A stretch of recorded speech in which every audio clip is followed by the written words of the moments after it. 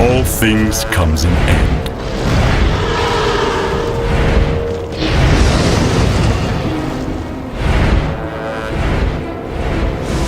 We are no more than a character in a story, our lives easily extinguished by an arrow or a stone.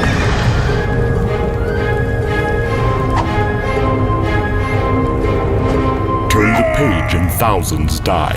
And for what? For the pride of two leaders who are inexorably drawn together by the power of two swords and a mutual destiny. And then the sword of frost and Armageddon's blade clash. A blinding flash. Another turn of the page. The destruction brings earthquakes, volcanoes, floods, and deaths uncounted, and acts of bravery too. Just when it seems we are doomed, we flip the page once more, and countless fortunate refugees flee through portals into another world. Is this the end of our tale? No. We are the pawns of fate. There are still many pages to turn. And to all things comes a beginning.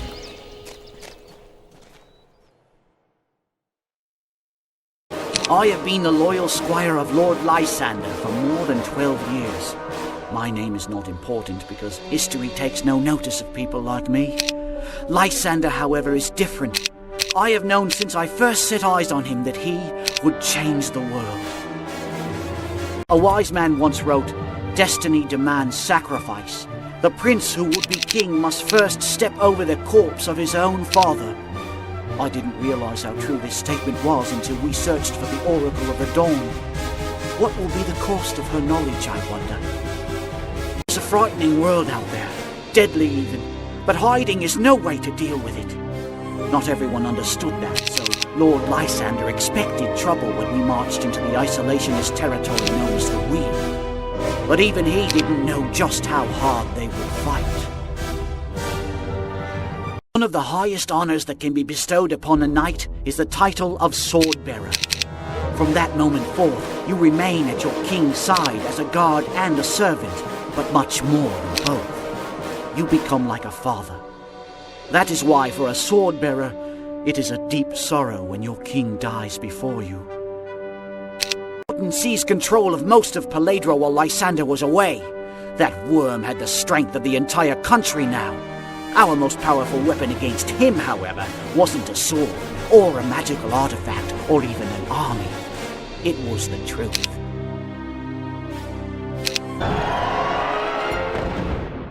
That is the tale of how Lysander became the new King Griffinheart. I guess it is also the story of how I met my wife, but as I have said before, I am just a simple man. Milton. Husband, father, friend. History will not remember my name. I know you don't understand it now, Werjack, but someday you will. Yes, we are barbarians. Yes, we are born warriors. But a warrior is not just a killer. He's a protector. You must have respect for life, and an even greater respect for your ability to take it. Otherwise, you're just a murderer. No, our strength is not our muscle or an iron blade. Muscles grow weak with age and disease. Iron rusts in the rain and melts under a flame. Our strength is the community. Together, we can provide food for our children, create great works of art, and defeat our enemies. Community is forever. That pack of mountain dogs moving through the valley? See how the injured one limps off from the rest. He knows he's dragging down the pack. As long as he's with them, they keep his pace. They won't force him out because they love him, so he stays behind. He will die so that they remain strong. It's not always easy, but the pack comes first. I have a lesson for you, Werjack. See here? A pair of mating spiders and a scorpion. equally poisonous creatures. Watch how the scorpion easily kills the male spider because he is so small. Now, the female, enraged by the loss of her mate, attacks the scorpion with everything she's got. You see, she kills the scorpion, but at what cost? Her own life. Such blind hate is dangerous and pointless. Until now, I thought all I wanted was the opportunity to enter paradise and rest. But I feel these people have become my community. And I don't just mean barbarians, but paladrons and elves and all the others. I've been protecting them for so long, I feel like I'll be letting them down if I leave. This new world still needs heroes. I am a student of human history, for I have lived through many of the events of the past millennium.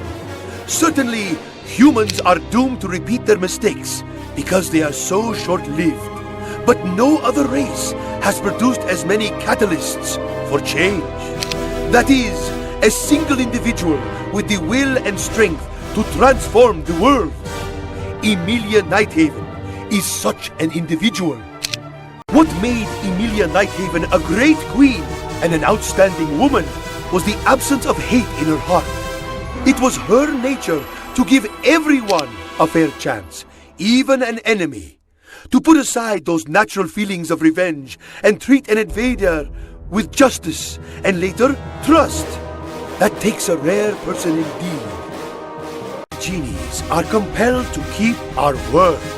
It is not only our sense of honor that binds us to our master, but also part of the magic that created us in the first place. Long ago, before humans walked the land, we were the servants of the gods.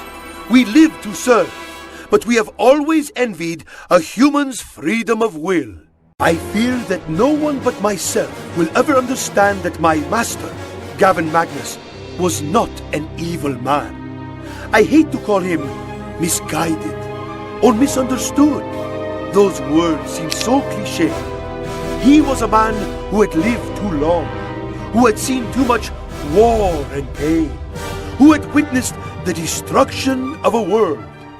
After so much horror, wouldn't you want to put an end to it too? I was once forced to judge a soldier responsible for burning and slaughtering an entire village.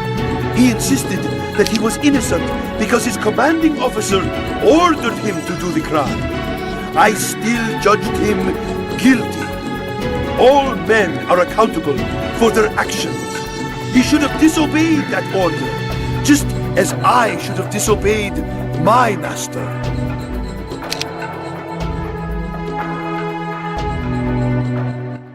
Will there ever be peace?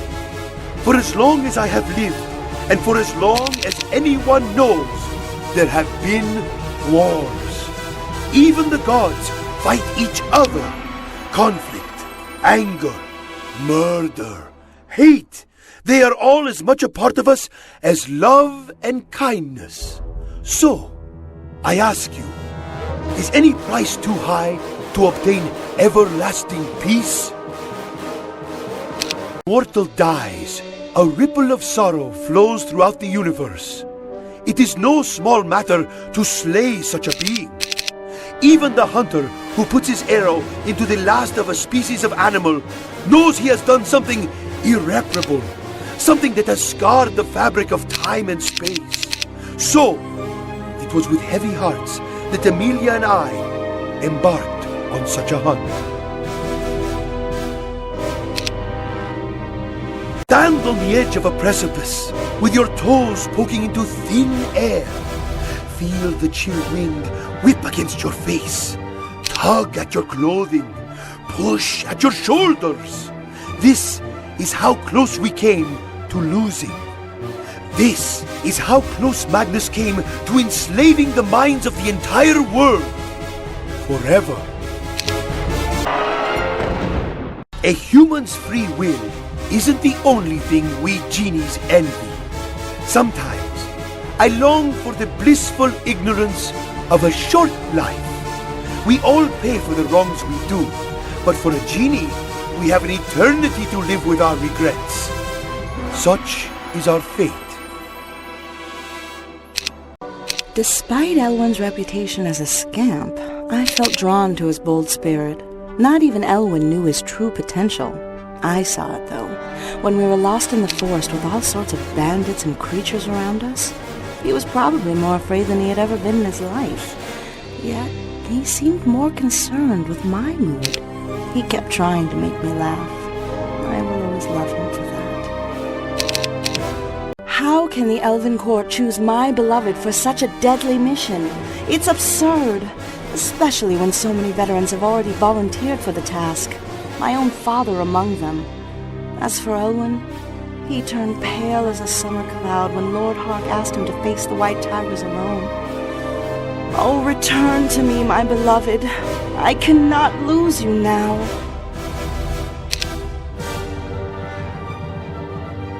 I understand my father's fears. I recall a time when he laughed as he rolled on the grass with me, when he sang to my mother. He loved her dearly, perhaps as much as Elwin and I love each other. And then he lost her. I understand his sorrow. But why can't he see my love for Elwin? It must have been a sad and confusing time for my beloved. If I had been in his place, I do not think I could have survived. But when the whole of Aranon was against him, myself included, Elwin stood strong. So why didn't he abandon me as I deserved? I will never know.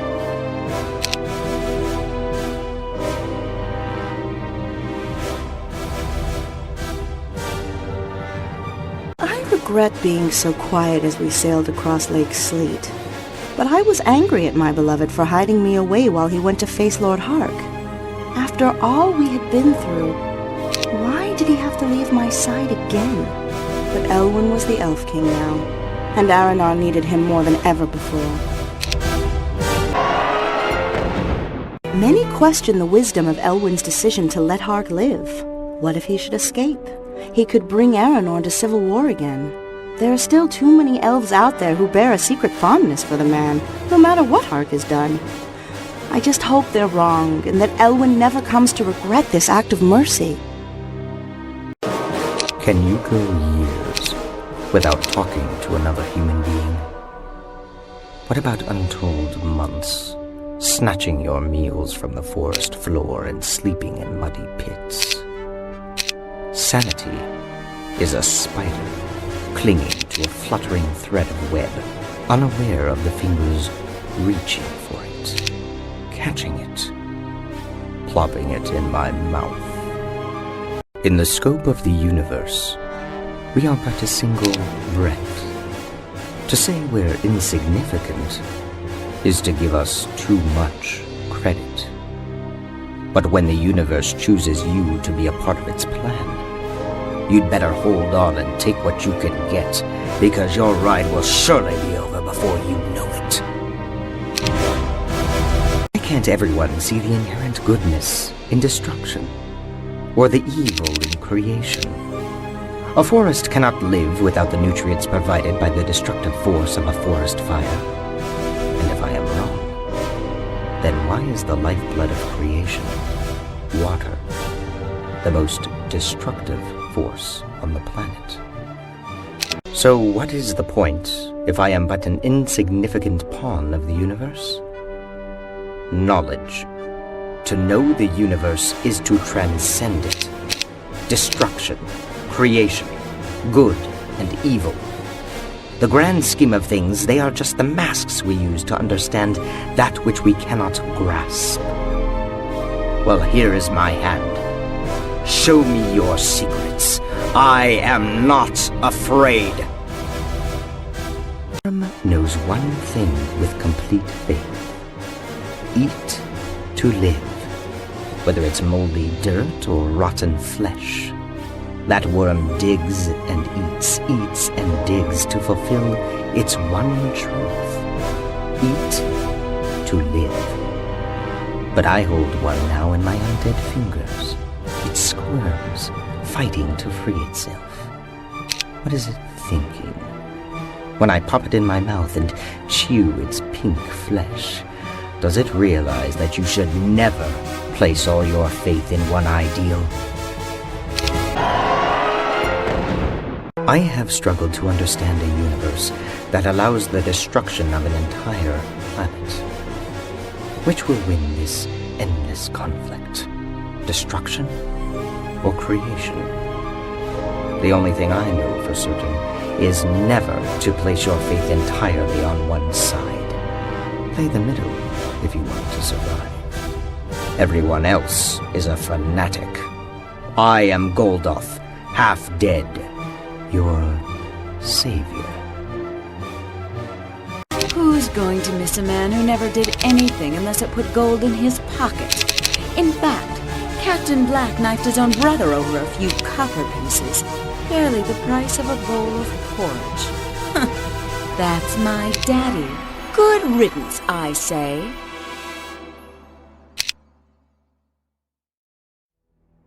After Captain Swift killed my father, I often thought of the day when we would meet. I'd smile, clap my hand on his shoulder, and offer to buy him a drink. We'd tell stories about our greatest battles, and I would convince him to tell me about the day he bested Black Balfour. Things never seem to happen the way we picture them. Or among thieves? Ha! Any thief who invokes such rubbish is a hypocrite. The instant they have the opportunity to stab their best friend in the back, you know they won't even hesitate. A pirate, on the other hand, lives by a different motto. The last one standing gets the gold. Vengeance is a pure emotion, no matter what those self-righteous priests say. If someone wrongs you and you just turn the other cheek, that hatred sits in the bottom of your stomach like an infection. Soon it begins to rot and stink, and then gangrene sets in. Now, if you put a knife in the back of the source of your hatred, that's like cleaning the wound. I win battles because I'm willing to go farther than anyone else. I fight hard, and I don't quit unless victory is impossible. Even then, the war isn't over until I say it is. But no one can win against the past. It catches up to you, clings to you like a barnacle. It's always there, no matter how much you try to ignore it. I learned later that my true father, Eight Fingers Oba, had settled on an island in the Gold Sea. He bought a fishing boat and built a small home near the shore where he planned to live the rest of his life. Before long, however, he was often seen in the company of a widow who lived nearby. Good for him. Inside a humble tavern lies the best chance of this land's salvation. A secret meeting of 5 companions, unknown to the people of the land they must save. Their plan is made and set into motion, and the heroes depart. Their journeys will take them to the highest peaks, into the wildest kingdoms, across the deepest seas and back again, each on a quest to find mythical items of extraordinary power. Time is precious for these heroes, for to the south, a mad wizard named Hexis has set upon the path to true power that lies at the very heart of the forces of nature. Yet, as his strength grows, he unwittingly begins to twist and taint nature's delicate balance, wreaking ever-increasing havoc around him. Even the creatures sworn to protect him are mutated into diabolical beasts. These friends, these 5 heroes, will need all their combined powers if they are to face this gathering storm.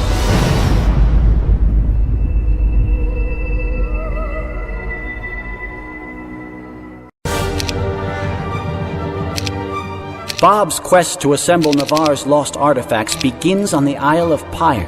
He has enlisted the aid of an old friend, Violet, in return for helping her reunite the clans of her barbarian tribe. Together, they must quell the barbarian uprising on Pyre and defeat the druidess Eridon for the first of Navarre's artifacts.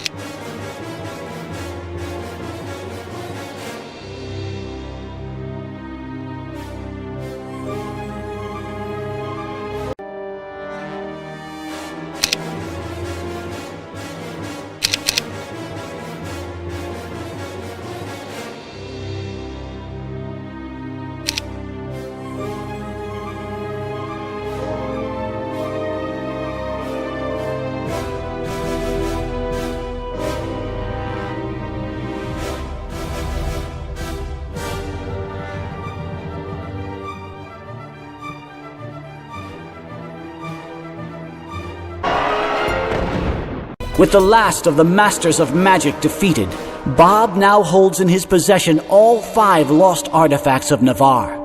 He will need the power each provides to defeat Hexis and his minions. It has long been told that the secret to the Flame of Chaos is hidden deep within the jungles of Aldemar, a wild region along the mountainous southern coast of Lodwar. It is here that Kozus begins his quest, but the task is not an easy one. Aldemar is home to many uncivilized tribes, each more willing than the last to keep outsiders away.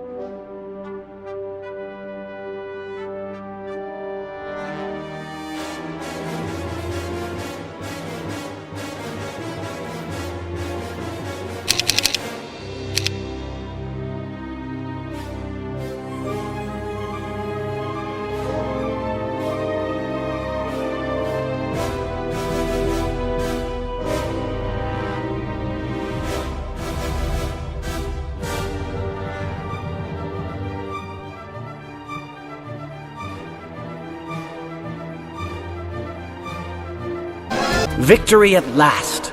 With Suldrin defeated, Kozus has claimed the 3rd and final artifact in his quest. The Necklace of Balance will allow him to unleash new, fearsome powers from the Flame of Chaos and the Ice Scales, powers that he will undoubtedly need when he and his companions reunite and set out to stop the mad wizard Hexis from ravaging the lands they call home. Agranel begins her quest to find Aif's artifacts on the Isle of the Dawn. Recently, shadowy forces have beset this normally peaceful region, though no one knows exactly why. Is it purely coincidence, or part of a plot to prevent the artifact's recovery?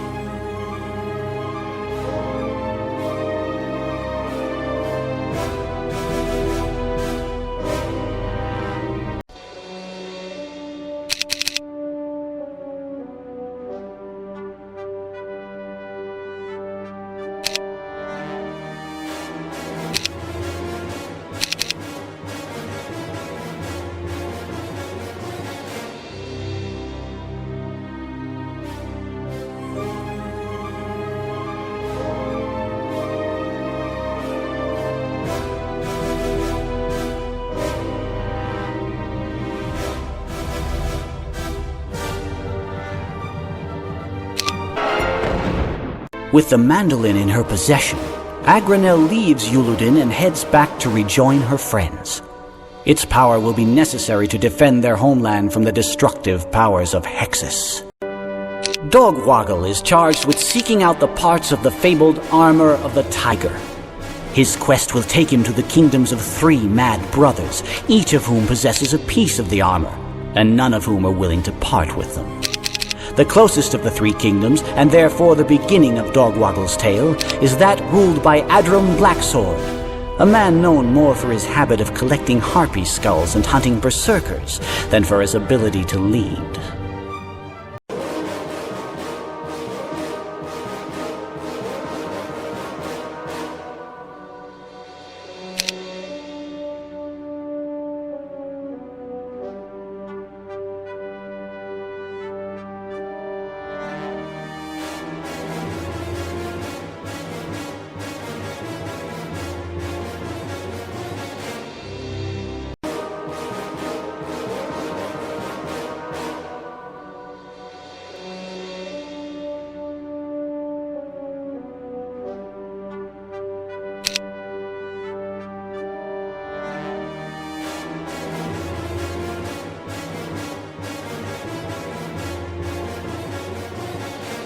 Having fought through a civil war, crossed volcanic wastelands, freed the oppressed, and defeated the Brothers Blacksword, Dogwoggle may now return to his friends at Devonshire with his newly acquired Armor of the Tiger, which not only looks good, but comes with a spiffy new frost hammer.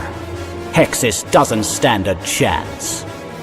Already familiar with the magics of life and death, the group decided that Alita Eventide should go in search of the Ring of Light and the Cloak of Darkness, as the powers of the two objects alone would be formidable should the others fail in their quests.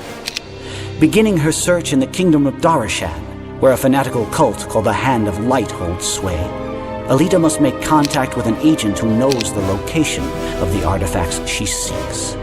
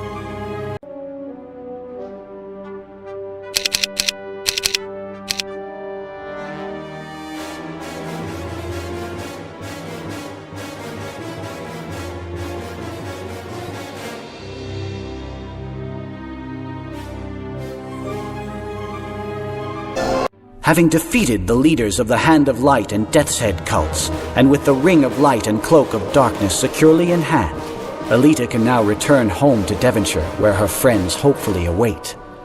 The challenge of Hexis lays before them. Though each hero has succeeded in their previous trials, none compare to the task at hand. Using all their combined strengths, the 5 heroes must now set out to stop the destruction, the havoc being wreaked by the armies and the magic of Hexis. The broken lands await, and the true test is yet to come.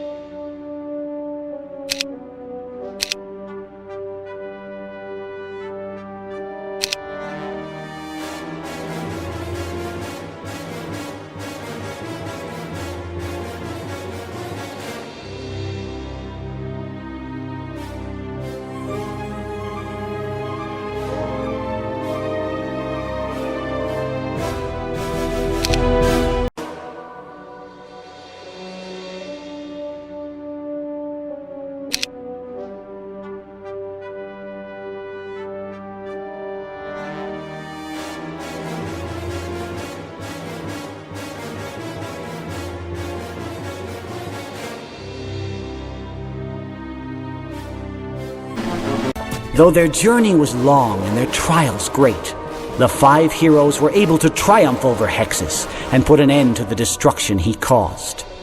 Almost immediately the weather calmed, and signs of nature's healing were already apparent as the 5 traveled back to Devonshire.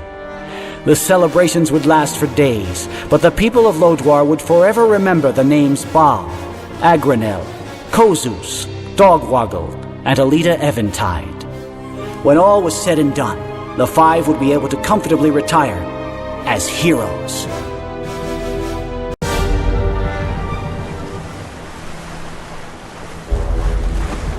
Mongo, great barbarian from the north, seeking to conquer new lands for his kingdom. Mysterio the Magnificent, a powerful wizard questing for the secret of immortality.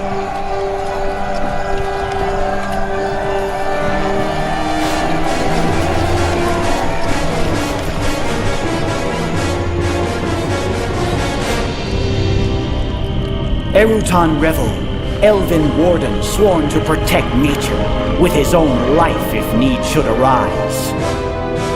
Baron von Tarkin, master of death, waging war against the forces of life. Spasmaticus, a young king on a mad quest to rule the world. 5 leaders from 5 different lands have set their sights on the kingdom of Channon and the riches of its capital city. Only one can emerge victorious. Only one will weather the winds of war.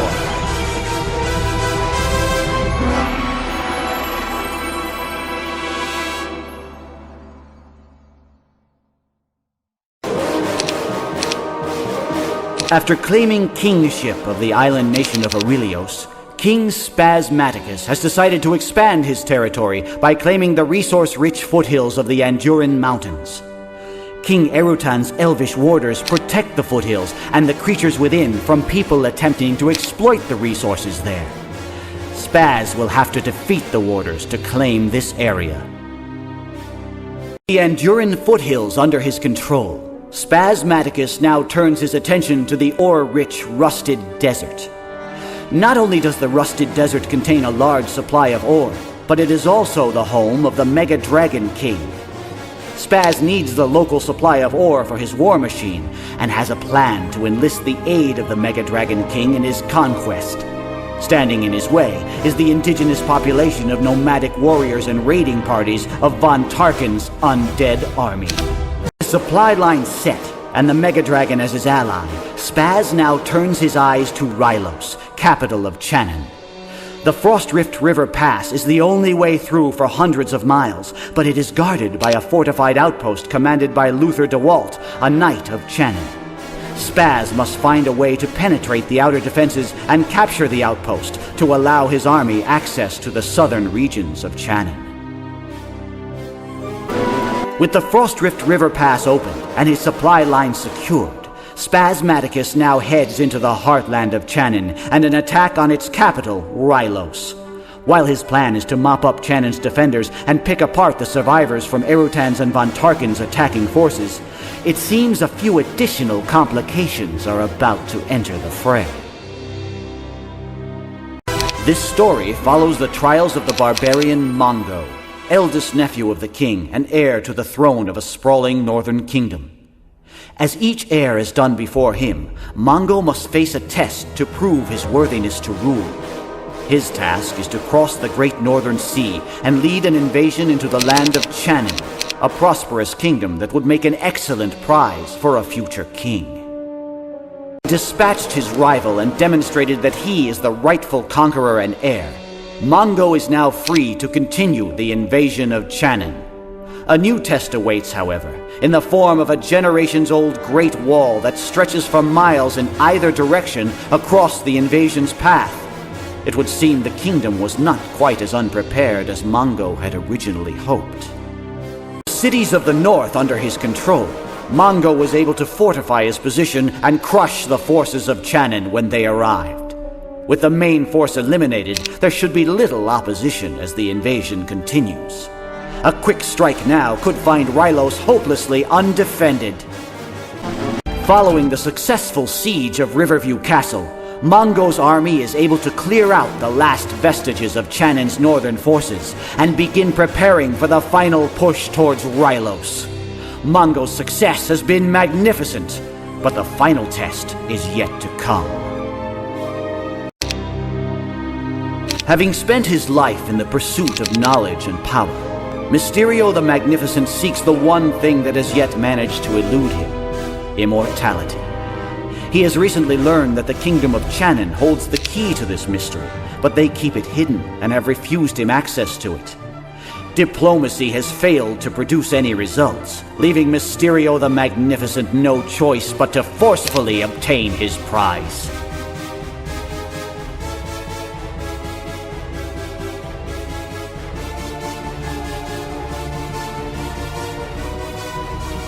To learn the location of the secret tower, Mysterio the Magnificent has traveled south to the shores of the Senjak Sea, to a wild land inhabited by many untamed and ferocious tribes.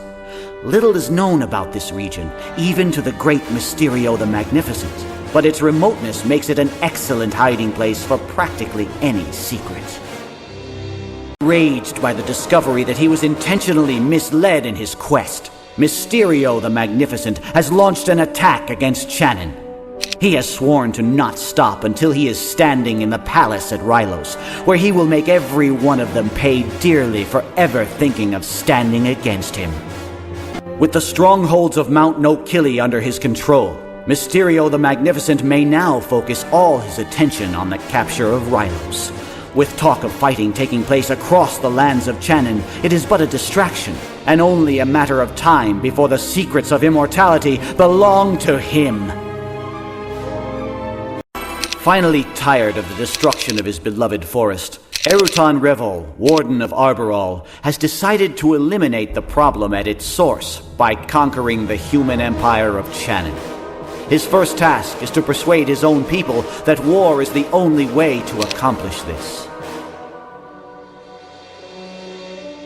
After his success at uniting the druids of Arborol, Erutan Revol sets out for Channon. Along the way, he hears that a sacred veil is threatened with obliteration at the hands of the humans. He cannot let this stand. The veil shall be rescued by any means necessary.